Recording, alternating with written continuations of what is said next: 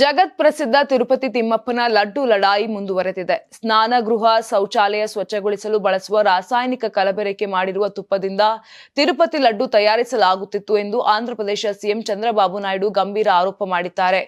ಎಮ್ಮಿಗನೂರು ವಿಧಾನಸಭಾ ಕ್ಷೇತ್ರದಲ್ಲಿ ನಡೆದ ಕಾರ್ಯಕ್ರಮವೊಂದರಲ್ಲಿ ಚಂದ್ರಬಾಬು ನಾಯ್ಡು ಮಾತನಾಡಿದ್ರು. ಹಿಂದಿನ ವೈಎಸ್ ಜಗನ್ ಮೋಹನ್ ರೆಡ್ಡಿ ಸರ್ಕಾರದ ವಿರುದ್ಧ ವಾಗ್ದಾಳಿಯನ್ನು ನಡೆಸಿದ್ದಾರೆ.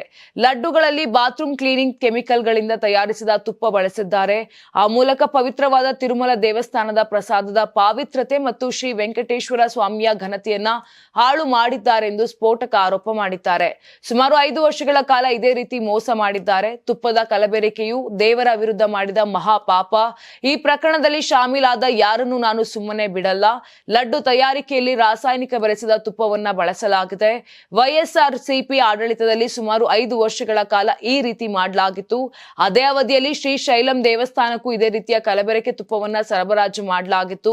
ತರಕಾರಿ ಆಧಾರಿತ ಉತ್ಪನ್ನಗಳು ಹೆಚ್ಚು ದುಬಾರಿಯಾಗಿತ್ತು. ಪ್ರಾಣಿಗಳ ಕೊಬ್ಬು ಅಗ್ಗವಾಗಿರುವುದರಿಂದ ಹಾಗೆ ಮಾಡಿರಬಹುದು ಅಂತ ಗುಡುಗಿದ್ದಾರೆ. ಇನ್ನು ಇದೇ ವೇಳೆ ರಾಷ್ಟ್ರೀಯ ಡೈರಿ ಅಭಿವೃದ್ಧಿ ಮಂಡಳಿಯ ವರದಿಯನ್ನ ಉಲ್ಲೇಖಿಸಿದ್ದು, ಪ್ರಾಣಿಗಳ ಕೊಬ್ಬಿನ ಅಂಶ ಇದ್ದದ್ದು ವರದಿಯಿಂದ ತಿಳಿದು ಬಂದಿದೆ ಎಂದಿದ್ದಾರೆ.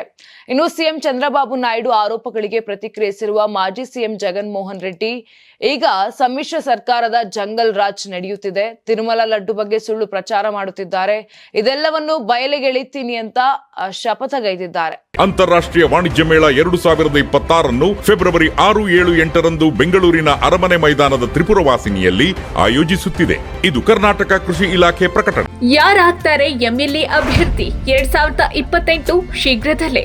ಪ್ರತಿದಿನ ಒಂದೊಂದು ಕ್ಷೇತ್ರದ ಟಿಕೆಟ್ ಆಕಾಂಕ್ಷಿಗಳ ಸಂಪೂರ್ಣ ಮಾಹಿತಿ ಪೊಲಿಟಿಕಲ್ ಜರ್ನಲಿಸ್ಟ್ ಕೆಎಂ ಶಿವಕುಮಾರ್ ಅವರಿಂದ. ಕರ್ನಾಟಕದ ನಂಬರ್ 1 ಡಿಜಿಟಲ್ ಮೀಡಿಯಾ ನಿಮ್ಮ ನೆಚ್ಚಿನ ಕರ್ನಾಟಕ ಟಿವಿಯಲ್ಲಿ ಮಾತ್ರ. ನೀವು ಸಣ್ಣ ಆಗ್ಬೇಕಲ್ವಾ? ಅದು ಒಂದು ಉತ್ತಮ ಆಹಾರದಿಂದ ಸಣ್ಣ ಆಗ್ಬೇಕಲ್ವಾ? ಪ್ರತಿದಿನ ನಮ್ಮ ಜೀನಿ ಸ್ಲಿಮ್ ನ ಯೂಸ್ ಮಾಡಿ ಯಾವುದೇ ಸೈಡ್ ಎಫೆಕ್ಟ್ ಇಲ್ದಂಗೆ ನೀವು ಸಣ್ಣ ಆಗ್ತೀರಾ.